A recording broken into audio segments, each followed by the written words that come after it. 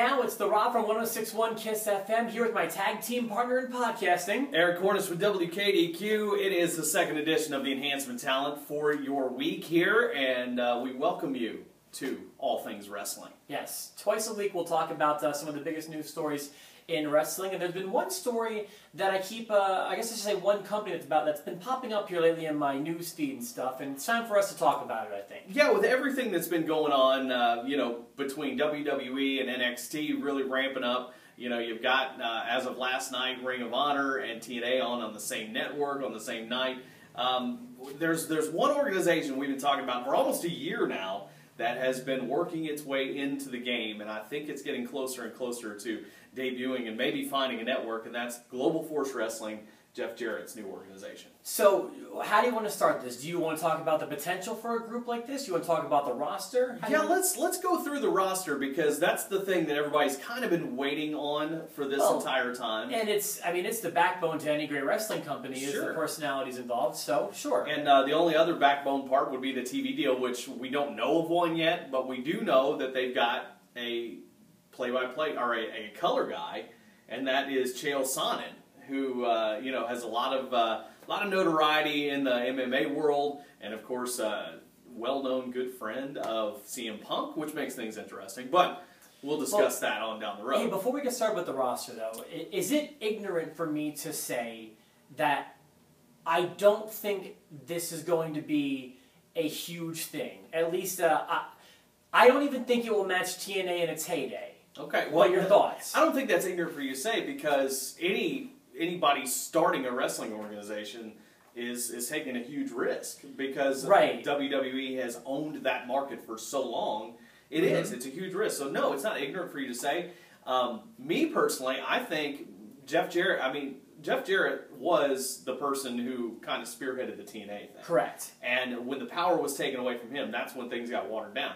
So that's why I do have a little bit of faith in this. And I think Jeff Jarrett is past the point where he's going to put himself on the roster because, that's who he trusts. I think he knows his time as a top guy is past. Not saying he's not going to wrestle. Sure. I just don't think he's going to focus this around himself. It's also worth noting that, I consider myself a fan of wrestling. Not necessarily a WWE fan, but I'm a fan of wrestling, and I can be turned on to another product. While I don't watch a whole lot, there's only a certain amount of wrestling time real estate in my life. That's true. No, I agree. And the older we get, that time kind of starts to dwindle, and we've got the network now. So if you're going to want to grab that wrestling watching time real estate in my life, you're going to have to put together a pretty good product, something I can't miss. I'm not saying it can't be done, I'm just saying it's going to be very difficult. Right, and for me and for the wrestling business, I think it's great to have another place for guys to work. Sure. It makes the product better overall because, there's the threat of guys jumping. So, yeah, I agree.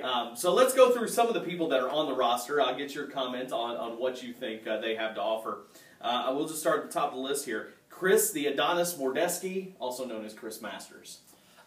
He's not going to be a guy that's going to make or break your company, no. But to me, he was a fine worker. He had a rough go of things and probably didn't have the career he should have had in WWE, but he's fine. I think he is a guy who could be positioned as a top guy, had that potential in WWE, had a few wellness issues, violations, and then... I wonder what those could have been. Then when he came back, it was, he was already on the lower tier. They made him a babyface, which is not his role. I was there for his debut as the Masterpiece in State College, Pennsylvania at a Monday Night Raw. Very nice. But anyway, I think he has potential. He could eventually be positioned as a top guy. The Young Bucks. How about these guys? How familiar are you with these guys? They're from TNA.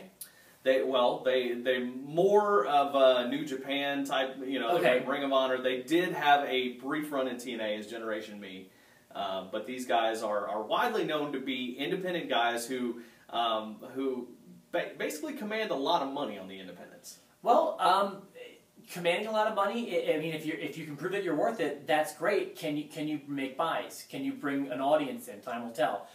They're not someone I'm going to tune in for, but I know that their reputation is great, and a lot of people will tune in for them. Yeah, I know they've got quite the reputation. Me personally, I'm not the hugest fan of the Young Bucks or their style. They are very small, but they do have some explosive stuff. They're a big fan base. They're kind of a takeoff of a little bit of the Rockers, a little bit of the Hardy Boys in their early days. So okay. But I think having them there is a good thing. Here's a guy that could bring a lot to a company, Jim Cornette. Yeah, Cornette's a very recognizable name, and he adds value to a product. There's how to sell, not just talk, but to also sell people to want to watch something. Yeah, he's a pretty good name to have. Don't know what his role is going to be, but you can't go wrong having Jim Cornette on your staff. Agreed. How about PJ Black, formerly known as Justin Gabriel? The iron is still kind of hot on him, probably, but again, he only reached a low level of fame in WWE. But no, he's a good name, especially now. If you waited 3 years, probably not. But right now, it's a good time to have him. Sure. Here's a couple of guys that have made quite their name overseas lately as a tag team, and the Bullet Club. Carl Machine Gun Anderson, who really hadn't done much in the U.S., and his tag team partner, Doc Gallows, formerly known as Luke Gallows Festus. What do you think? Well, I've heard a lot about them, but I'd be honest, I haven't seen them together as a tag team. So, do you have thoughts on them? My thoughts, Carl Anderson, I've heard a lot about, like I said, huge in Japan. He's one of those guys, he's been as over in Japan as guys like, Dr. Death and Stan Hansen and stuff. He's like the modern day version of those guys. And Luke Gallows, to me, is a guy who just got put in a lot of roles that didn't really fit his entire persona. I'm not sure anybody could have fit those roles. Well, I think he could be a top guy. Yeah, period. I don't disagree with that. And he's got a lot to offer that he hasn't shown on the national scene so far. So let's throw a few other guys in here. Sanjay Dutt is a good hand from TNA. Yeah. Lance Hoyt, also Vance Archer from WWE. I don't think he reached his full potential in WWE myself. Oh, I'm not sure he reached much of anything in WWE. Not really. Yeah, I mean, I barely remember him being there. Is that technically a cup of coffee, as they call it? Probably, yeah. Super over in TNA. He had a run in TNA for a while that was great. They switched him over to Lance Rock, which is not a good way to go for him. But when he came out as Lance Hoyt and first turned babyface, he was hugely over in TNA. So we'll see. I'm sure he's got a little bit left in the tank. Here's one that I think, talk about a cup of coffee in WWE. Davey Boy Smith Jr., Harry Smith, D.H. Smith. He was always fine to me. I don't know what went wrong with him, but he did not reach any level of success in WWE. I remember him. I can picture him and visualize him. A good hand, sure, but again, not someone who's going to be the backbone of your company. Sure. There's not a lot of A-list guys on here yet. There's a lot of recognizable names. Sure. Here's a guy that I think, again, could have been a lot bigger in WWE. Didn't get a chance at all. Trent Beretta. I don't even know who that is. Trent Beretta was one of the Dude Busters. He had an ECW run a little bit, then was kind of like the low-level guy. He was, to me, on par with John Morrison as far as skills go. Really? When John Morrison left the company, I thought maybe they would give this guy a chance. He really didn't. He's now in a tag team with actually a good friend of mine, Chuck Taylor, Chuck Taylor, very comedic but very skilled as well. These guys compete as the best friends. Great heel gimmick, really funny. I'm hoping they do. I wish them the best. Here's a guy that you might want to build your company around, Shelton Benjamin. Okay, yeah, now you're talking. Great athlete, great matches, great name, recognizable. That's a slam dunk. Yeah, several other guys here that we've heard of, that have just had small roles. Jimmy Rave, as we talked about with Lance Hoyt, he was partners with him in TNA.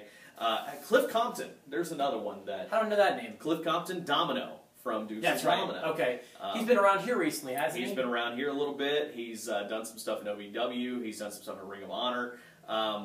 He has so much more personality than they ever gave him in WWE. And there's another guy. And another buddy. Speaking, we talked to Luke Gallows, we talked to Chael Sonnen, and this guy. All real close with a guy named CM Punk, which always makes me wonder, what if? Because you're talking about needing a top guy here. I'm not saying it's going to happen because he's kind of locked up with this MMA thing, but I feel like even if they get CM Punk, though, they're still going to be fighting to be a standalone wrestling company. Sure. We talked about Chuck Taylor. Here he is.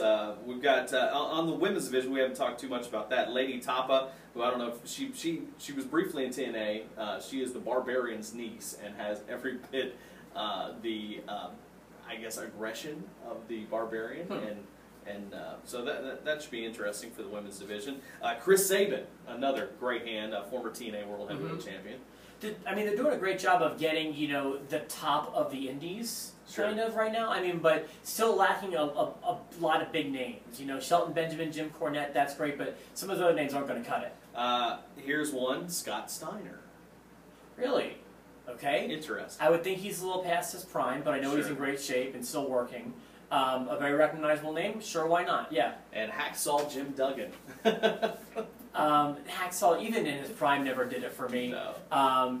You can't do. I don't think you can do much with him besides comedy right now. Yeah. But hey, recognizable name? Yeah. There you go. There's your recognizable name. At this point, with this roster that we've talked about, who do you position on top of this company to go forward? I position Shelton Benjamin on top. And someone like Masters is probably a good choice. A recognizable face who you haven't seen in a little while, and he's a handsome guy, and he looks like a champion. Yeah. So those are two great names, I think. I think you get a guy like Steiner to get that name recognition, yeah. But just to kind of get things going in the main event scene. But then you know you can bump up guys like Luke Gallows and Carl Anderson, like Cliff Compton. I think you still need.